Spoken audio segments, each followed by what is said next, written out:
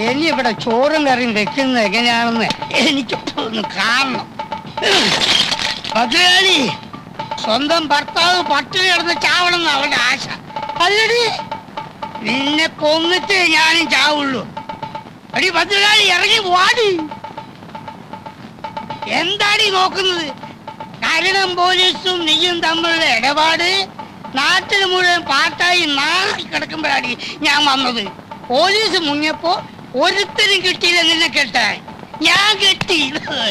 അതാണടി എന്റെ ആത്മാർത്ഥത. ആ എന്നെ നിനക്കിപ്പം വരില്ല. എനിക്ക് മാത്രം ഇവിടെ ചോറില്ല. അല്ലടി, എന്താ കണ്ടൂടെ ചട്ടി? പഴയതിൽ ഇനി ഇതും കൂടി ബാക്കിയുള്ളൂ. ഇതും കൂടി ഒന്ന് ഉടച്ചു തന്നായിരുന്നെങ്കിൽ എനിക്ക് പോയി പുതിയത് വാങ്ങിക്കായിരുന്നു. പിന്നെ അത് ഉടച്ചു തുടങ്ങാം. ഉടക്കാനാ പറഞ്ഞത്. തൊട്ട് പോരു തന്നെ. ഈ കയ്യേം വിട്ടും. കള്ളു കുടിക്കാൻ കാശ് വന്ന് ചോദിച്ചപ്പോ ഞാൻ പറഞ്ഞില്ലേ ഇത് അരി വാങ്ങിക്കാനുള്ള കാശാണ്, ഇത് തരില്ലെന്ന്. അപ്പ പറഞ്ഞ് എനിക്ക് ചോറ് വേണ്ട, കള്ളു മതിയെന്ന്. കള്ളു കുടിച്ചു കഴിഞ്ഞപ്പോ ചോറ് വേണമെന്ന്. ഇവിടെ ചോറില്ല, ഇല്ല, ഇല്ല. ഇനി ഇവിടെ കിടന്ന് ഒച്ചയും വേളം ഉണ്ടാക്കിയാലുണ്ടല്ലോ എന്റെ സ്വഭാവം അറിയാലോ. കരണം പോലീസുമായിട്ട് എനിക്ക് ബന്ധം ഉണ്ടായിരുന്നെങ്കിലേ പിന്നെ എന്തിനാ ഇയാളെന്നെ കെട്ടിയത്? നിന്റെ തന്ത എനിക്ക് കാശ് തന്നിട്ട്.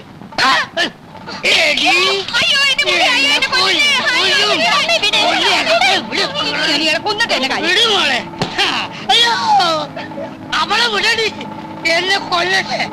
ഞാൻ ചത്തായില്ല, അവക്ക് കരണം പോലീസില്ലേ. പിള്ളേരുടെ മുമ്പിൽ വെച്ച് തോന്നിയാസം പറയരുതെന്ന് ഞാൻ പറഞ്ഞിട്ടില്ലേ? കരണം പോലീസുമായിട്ട് എനിക്ക് ബന്ധം ഉണ്ടായിരുന്നെന്ന് തന്നെ കൂട്ടിക്കോളൂ. നിങ്ങളുടെ ആദ്യ ഭാര്യ പതിവ്രത ആയിരുന്നല്ലോ. എന്നിട്ട് എന്തേ അവളൊരു ലോക കള്ളനെ പറ്റൂ? മുട്ടയെന്ന് വിരുന്നതിന് മുമ്പ് അവൻ ജയിലിൽ കിടന്നില്ലേ? ഇപ്പോഴും ആളുകളെ പറ്റിച്ച് നടക്കില്ലേ?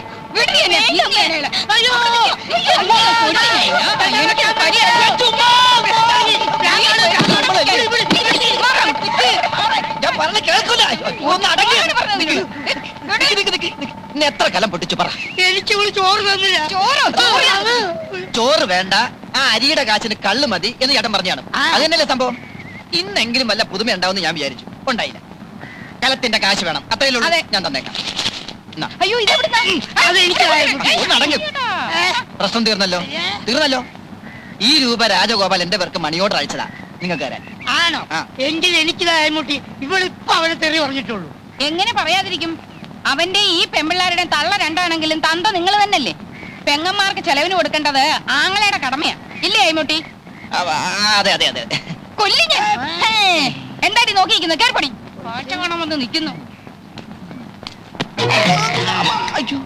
ഈ പണം അവൻ എന്റെ പേർക്ക് അയക്കാൻ എന്താ കാരണം? എന്റെ ഇവിടുത്തെ മേൽവിലാസം അറിഞ്ഞൂടെ? എന്തോ എനിക്കറിഞ്ഞൂടാ. അവൻ എവിടെയാ ഉള്ളത്? ആരെയാ ഇപ്പൊ അവൻ പറ്റിച്ചോണ്ടിരിക്കുന്നത്? എനിക്കൊന്നും അറിഞ്ഞൂടാ എന്റെ പടച്ചോനെ. നീ അവനെ കണ്ടു? ഈ പണം നിന്റെ കയ്യിൽ അവൻ നേരിട്ട് തന്നാന്ന് ഞാൻ പറയും. അല്ലെന്ന് ഞാൻ പറയുന്നു. ശരി ശരി, അല്ലെങ്കിലല്ല മോനെ, ഒരു 50 രൂപ എനിക്ക് താട്ടാ. 50 രൂപ പോയിട്ട് 10ന്റെ പൈസ എന്റെ കയ്യിലില്ല. ഇല്ലെങ്കിൽ വേണ്ട, വാ നമുക്ക് ചായ കുടിച്ചിട്ട് പോവാം. വേണ്ട, ഞാനിപ്പോ ചായ കുടിച്ചാണ്. ഞാൻ ചായ കുടിച്ചാണെന്ന്. ആ ശരി, അത് അവിടെയല്ലേ കുടിച്ചത്. ഞാനിപ്പോ കുടിച്ചാ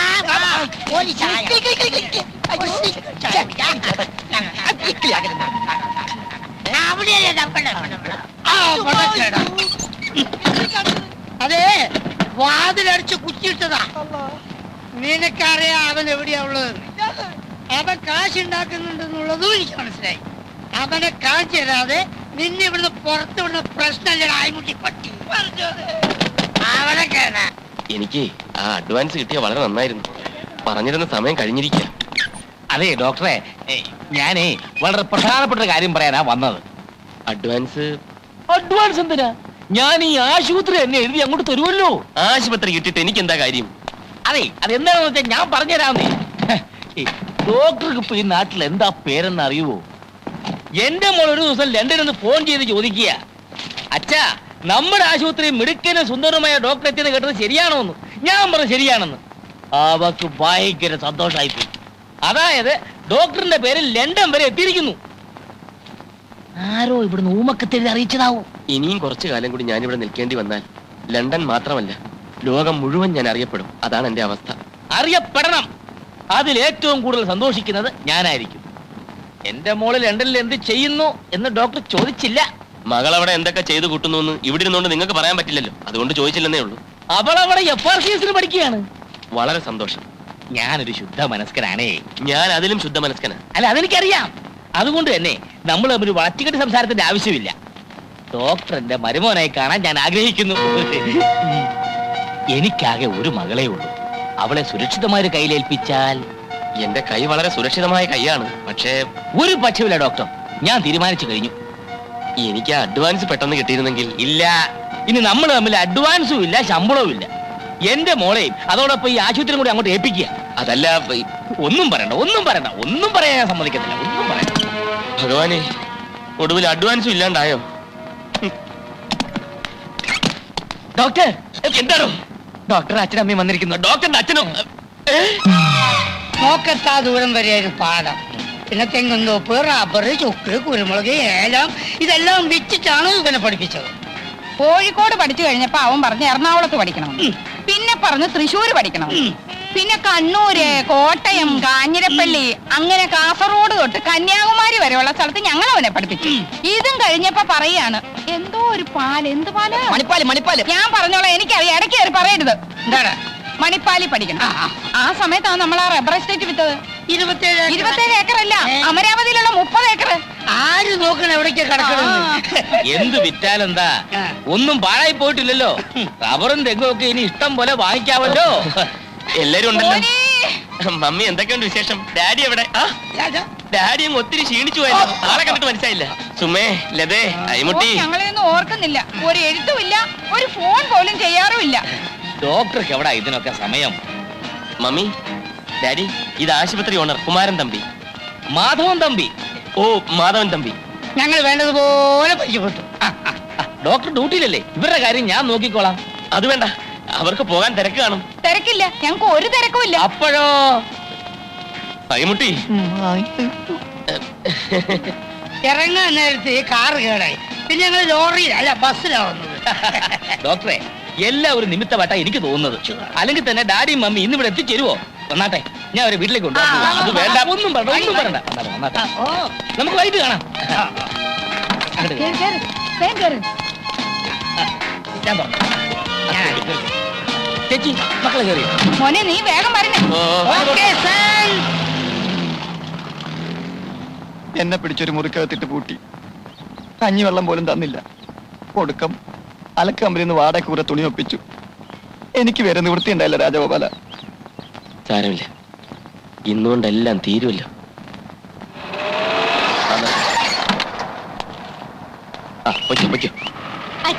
വന്നു.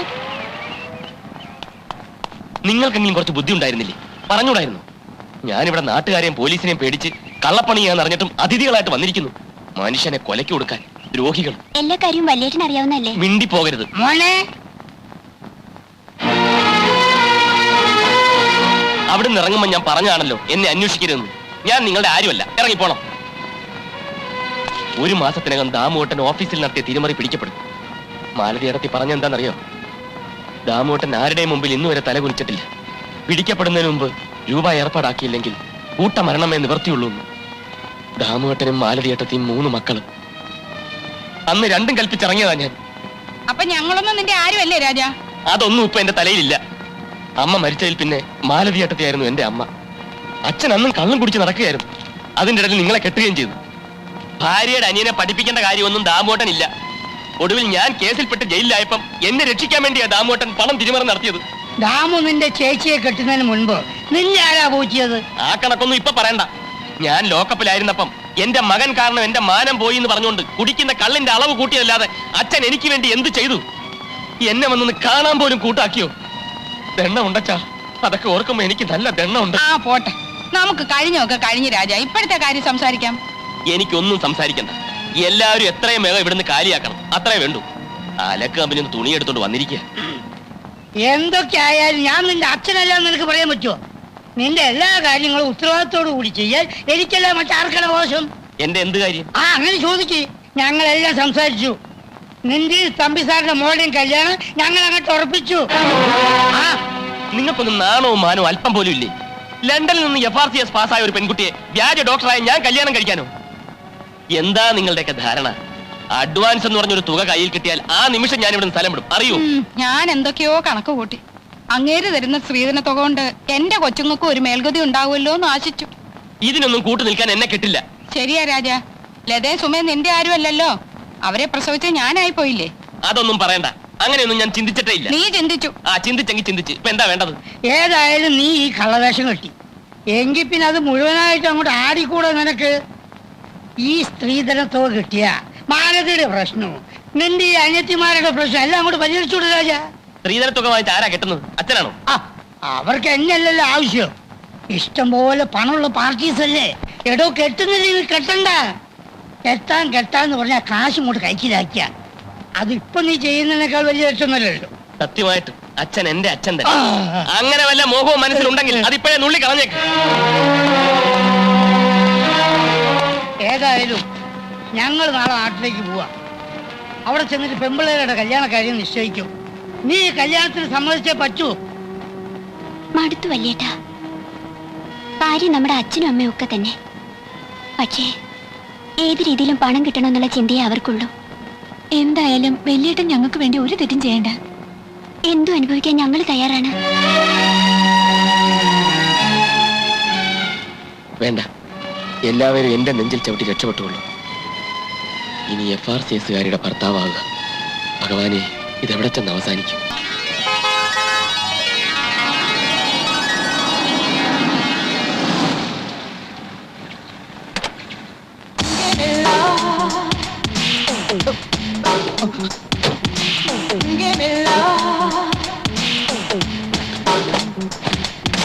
രാഘവ, മാധവി, എല്ലാരും പെട്ടെന്ന് വാ.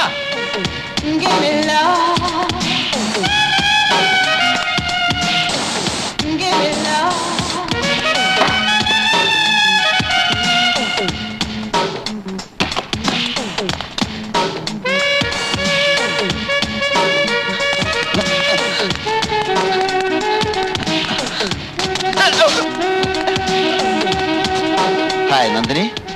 Hello ദേവേട്ടൻ.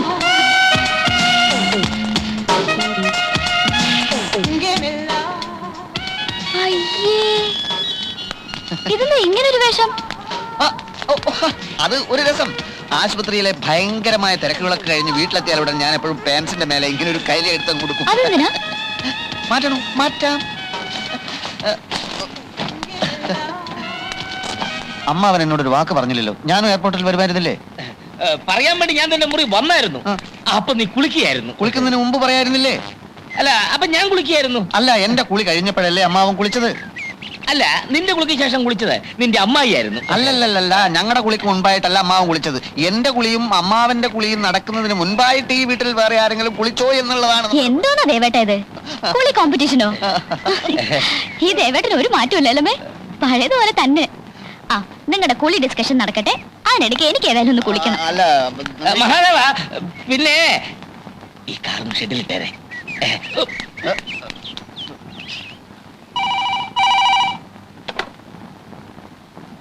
Yes, doctor Rajagopal here. Thampi sir, എന്താ സാർ? പിന്നെ എന്റെ മോളുണ്ടല്ലോ, നന്ദിനി, FRCS, അവള് ലണ്ടനിൽ നിന്ന് വന്നു. ഇന്ന് അത്താഴം നമുക്ക് ഒരുമിച്ചാവാം. കൂട്ടത്തിലെ വളരെ പ്രധാനപ്പെട്ട ഒരു കാര്യം സംസാരിക്കാവാം. അല്ല, അതിപ്പോ ഇവിടുത്തെ തിരക്ക് സാറിന് അറിയാമല്ലോ. ഒരു നിമിഷം മാറി നിൽക്കാൻ പറ്റില്ല. രോഗികൾക്ക് പരമാവധി സേവനം കൊടുക്കുക എന്നുള്ളതാണല്ലോ ഒരു ഡോക്ടറുടെ കടമ. വേണ്ട, ഒഴിവുകാരി ഒന്നും പറയണ്ട. രാത്രി അരമണിക്കൂർ മാറി നിന്ന് വെച്ച് ആകാശം ഒന്നും ഇടിഞ്ഞു വിടാൻ പോകുന്നില്ല. അതിനിടെ വല്ല രോഗികളും ചാകുകയാണെങ്കിൽ അങ്ങോട്ട് ചാകട്ടെ. കൊല്ല പിന്നെ ഡോക്ടർ വരണം. ശരി, വെക്കട്ടെ. സാവിത്രി, ഗംഭീരമായ അത്താഴം ഇന്ന് റെഡിയാക്കിക്കോ. രാത്രി ഡോക്ടർ വരും. കല്യാണക്കാരി ഇന്ന് തന്നെ നമുക്ക് തീരുമാനിക്കണം. അവിടെ ആര്? ആ മഹാദേവൻ. ഡോക്ടർ വരുമ്പം അവനെ എങ്ങനെയെങ്കിലും ഇവിടുന്ന് ഒഴിവാക്കണം. ശല്യം. മഹാദേവാ,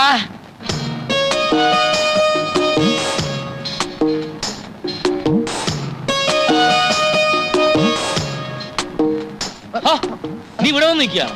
അമ്മാവൻ പൊയ്ക്കോ അമ്മാവൻ പൊയ്ക്കോ. നന്ദിനി ഇപ്പൊ വരും. എല്ലാ കാര്യങ്ങളും സംസാരിക്കണം. പോകൂ.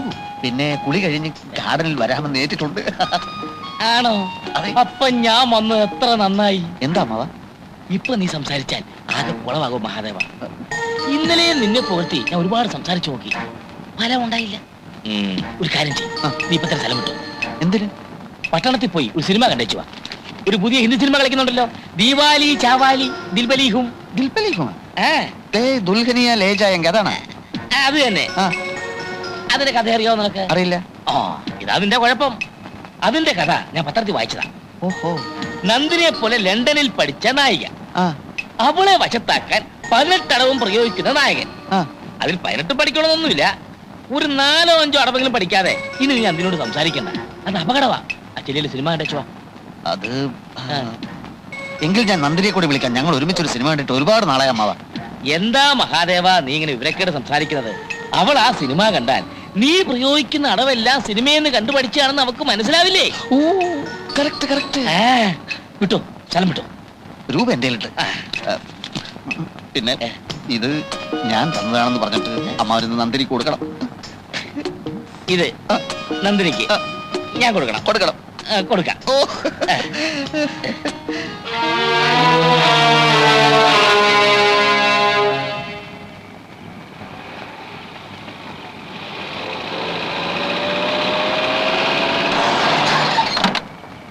എന്റെ ദൈവമേ, ഇത് ആരായി വന്നിരിക്കുന്നേ? സാവിത്രി, നന്ദിനി, ഡോക്ടർ വന്നു. വാ. ഞാൻ കേറുന്നില്ല, നിർബന്ധിച്ചതുകൊണ്ട് വന്നു എന്ന് മാത്രം. ഒരു ആസ്മ പേഷ്യന്റ് അവിടെ ശ്വാസം മുട്ടി കിടക്കുകയാണ്. ഓ, ആസ്മാ രോഗി പിന്നെയും വന്നോ? അവന്റെ ബന്ധു കൂടെയുണ്ടോ? നല്ല തടിമുടുക്കുള്ള ഒരു മാന്യൻ. ഞാൻ ശ്രദ്ധിച്ചില്ല. എന്താ? ഏയ് ഒന്നുമില്ല. ഇവിടം വരെ വന്നിട്ട് കേറാതെ പോകാനോ? നന്ദിനി എത്ര നേരമായി കാത്തിരിക്കാൻ തുടങ്ങിയിട്ട്. വന്നാട്ടെ. ഓക്കെ, പക്ഷെ സംസാരിക്കാനൊന്നും സമയമില്ല. ഓ പിന്നെ വാ ഡോക്ടർ. ഓ, ഇത്രയും ദിവസമായിട്ട് ഇപ്പോഴാണോ ഒന്ന് വരാൻ തോന്നിയത്? ആ മോളെ, ഇത് ആരാണോ നോക്കിയേ? ഞാൻ പറഞ്ഞപ്പോ ഡോക്ടർ കാഴ്ചക്ക് ഇത്രയും സുന്ദരനാണെന്ന് വിചാരിച്ചിട്ടുണ്ടാവില്ലല്ലേ? Pleased to meet you doctor. Hello. ഇരിക്കു ഡോക്ടറെ. മോളെ, അമ്മ എവിടെ? സാവിത്രിയെ ഒന്ന് വന്നിട്ട് പോയേ. ആ, എന്താ മോളെ നീ ഡോക്ടറോട് സംസാരിക്കാത്തത്? അല്ല, ആസ്മ രോഗി. ഓ പിന്നെ ഒരു ആസ്മാ രോഗി. ഏത് ആസ്മാ രോഗി? അത് ആശുപത്രിയിൽ നിന്ന് വരുമ്പോ ഒരു ആസ്മ രോഗിക്ക് ശ്വാസം മുട്ടലായിരുന്നു. ഓഹോ, എന്നിട്ട് എന്ത് മരുന്ന് കൊടുത്തു? അത് മരുന്നൊന്നും കൊടുത്തില്ല. കൊടുത്തില്ലേ? ഇല്ല. ശ്വാസം മുട്ടുന്ന അവസ്ഥയിലാണെങ്കിൽ മരുന്ന് കൊടുക്കാതെ എങ്ങനെയാ? അത് മിക്ക രോഗങ്ങൾക്ക് ഞാൻ മരുന്ന് കൊടുക്കാറില്ല, അതാണ് എന്റെ സ്പെഷ്യാലിറ്റി. അങ്ങനെ മരുന്ന് കൊടുക്കാതെ പല മരുന്നുകളുടെ പേര് പോലും ഞാൻ മറന്നുപോയി. What do you mean? വിളിച്ചോ? പിന്നെ വിളിക്കാതെ. നമ്മുടെ സുന്ദരനായ ഡോക്ടറെ നീ കണ്ടിട്ടില്ലല്ലോ? കണ്ടു, കണ്ണ് നിറയെ കണ്ടു. അച്ഛൻ എന്തിനാ ഇദ്ദേഹത്തെ ഇടയ്ക്കിടയ്ക്ക് സുന്ദരനായ ഡോക്ടർ എന്ന് വിശേഷിപ്പിക്കുന്നത്? ഡോക്ടർ സുന്ദരനായതുകൊണ്ട്. പൊടി. പിന്നെ സാവിത്രി, കൂട്ടൊക്കെ പെട്ടെന്ന് എടുത്ത് വെച്ചോ. നിങ്ങൾ ഡോക്ടർമാരായി, ഡോക്ടർമാരെ പാടായി. അവർ സംസാരിക്കട്ടെ, നമ്മളിവിടെ നിൽക്കണ്ട. അല്ല, ആസ്മ പേഷ്യന്റ്. ആസ്മ പേഷ്യന്റ് പടിയായി. ഡോക്ടർ അവിടെ ഇരുന്നേ.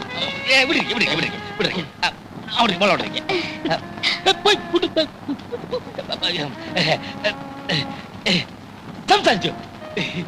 മരുന്ന് കൊടുക്കാതെ രോഗം മാറ്റുന്നത് എങ്ങനെ ഡോക്ടർ? സാധിക്കും. ചില പ്രത്യേക സാഹചര്യത്തിൽ അങ്ങനെ ചെയ്യേണ്ടി വരും. എനിക്ക് മനസ്സിലായില്ല. എനിക്കും മനസ്സിലായി വരുന്നതേ ഉള്ളൂ. മിക്ക രോഗങ്ങളെയും ഞാൻ സമീപിക്കുന്നത് മനഃശാസ്ത്രപരമായിട്ടാണ്. പേഷ്യൻസിന്റെ സൈക്കോളജി, അതിന്റെ കൂടി വല്ലപ്പോഴും ഇത്തിരി allopathy. Allopathy psychology, psychology allopathy. അതാണ് എന്റെ രീതി. അച്ഛൻ എവിടെ? ഡോക്ടർ എന്തൊക്കെയായി പറയുന്നത്? ഈ രക്തവാദം കൊണ്ടുണ്ടാവുന്ന ഒരു വ്രണമില്ല, ഉവ്വ്. അനാസിൻ ഗുളിക കൊടുത്ത് ഞാൻ ഭേദപ്പെടുത്തിയിട്ടുണ്ട്. ഈ ഗവേഷണം എന്ന് പറഞ്ഞാൽ എന്താ? കണ്ടെത്തൽ. എല്ലാം ഇവിടെ ഉണ്ട്, നമ്മൾ കണ്ടെത്തണം. ആഫ്രിക്കയിലെ ബറൂണ്ടി മലയുടെ കീഴിൽ കൊങ്കോമ എന്ന ആദിവാസികൾക്ക് അറിയാവുന്ന ഒരു പച്ചലയുണ്ട്. ആ ഇല ക്യാൻസറിനെ പരിപൂർണമായി ഭേദപ്പെടുത്തും. No, it's impossible. Yes, it is possible. വെനിസുലയിലെ ഗ്രാമീണർ നമ്മുടെ ഈ കറിക്കത്തി ഉപയോഗിച്ച് ഹൃദയ ശസ്ത്രക്രിയ നടത്തും. I can't believe all these things. You have to. Miss Nandini പഠിച്ചത് തിയറി, ഞാൻ പറയുന്ന റിയാലിറ്റി ഇൻ പ്രാക്ടീസ്. ഡോക്ടർ എന്നെ ഒരു ഫൂളാക്കാനുള്ള ശ്രമമാണോ? അതുകൊണ്ട് എനിക്കുള്ള നേട്ടം മിസ് നന്ദിനി ഒന്ന് മനസ്സിലാക്കണം. FRCS വലിയ പഠിത്തമായിരിക്കും, പക്ഷേ 3 ലോക രാഷ്ട്രങ്ങളിലുള്ള അത്രയും വിവിധതരം രോഗങ്ങൾ ലണ്ടനിലില്ല. അതുകൊണ്ട് തന്നെ ഞങ്ങളുടെ അത്രയും പ്രാക്ടിക്കൽ എക്സ്പീരിയൻസ് നിങ്ങൾക്കില്ല. അറിഞ്ഞുകൂടാത്തതിനെല്ലാം ഇല്ലെന്ന് പറഞ്ഞ് നിഷേധിക്കുന്നത് വിവരക്കേടാണ്. മനസ്സിലായോ? I'm sorry doctor. It is all right. എന്തോ രോഗം മരുന്ന് ഇതിനെപ്പറ്റി പറയുമ്പോൾ ഞാൻ പെട്ടെന്ന് ഇമോഷണലായി പോകും. I am also sorry. Doctor പറഞ്ഞത് ശരിയാണ്. എനിക്കറിയാത്തതൊക്കെ ഇല്ലാത്താണെന്ന് ഞാൻ ധരിക്കുന്നത് തെറ്റാണ്. Anyhow you are a well informed genius. Thank you. ഞാനങ്ങോട്ട് വരുവാന്നേ. ഭക്ഷണമൊക്കെ എടുത്തു വെച്ചിട്ടുണ്ട്. അതിനു മുമ്പ് നിങ്ങളോട് രണ്ടുപേരോടും വളരെ പ്രധാനപ്പെട്ട ഒരു കാര്യം എനിക്ക് പറയാനുണ്ട്. അതെന്ത് കാര്യം അച്ഛാ? അത് പറയുമ്പോ കേട്ടോ? പറയട്ടെ? എനിക്ക് പറയൂ. പറഞ്ഞോട്ടെ. അതിനെന്താ? എന്റെ ഒരേ ഒരു ആഗ്രഹമാണ് ഞാനീ പറയാൻ പോകുന്നത്. അതായത് നിങ്ങൾ രണ്ടുപേരും ഹൗസ്ഫുൾ ഓ പോകുന്ന വഴിക്ക് ഒരു പൂച്ച കുറുകെ ചാടി അപ്പോഴേ ഞാൻ കരുതിയതാ എന്തെങ്കിലും പ്രശ്നമാകുന്നു ഡോക്ടറിന്റെ ആശുപത്രി പോകാതെ ഇവിടെ കിടന്ന് ഇങ്ങനെ കറങ്ങുന്നത്. ഞാനിവിടെ നിൽക്കില്ലേ നിന്ന് കറങ്ങല്ലോ. കാഷ്വാലിറ്റിയിൽ ആരെങ്കിലും വന്നാ ഡോക്ടർ ഇല്ലെങ്കിൽ ഞാൻ ഭയങ്കര സ്ട്രിക്റ്റ് ആണെന്ന് അറിയാലോ. ഡോക്ടർ അതോട്ട് വന്നല്ലേ മഹാദേവ. അവസാനമായിട്ടല്ലല്ലോ അമ്മാവൻ അറിയില്ലേ ഞാൻ ഭയങ്കര സ്ട്രിക്റ്റ് ആണെന്ന്. ഓക്കെ മിസ് നന്ദിനി, ഞാൻ പോകുന്നു. Nice meeting doctor. It's my okay pleasure. Okay okay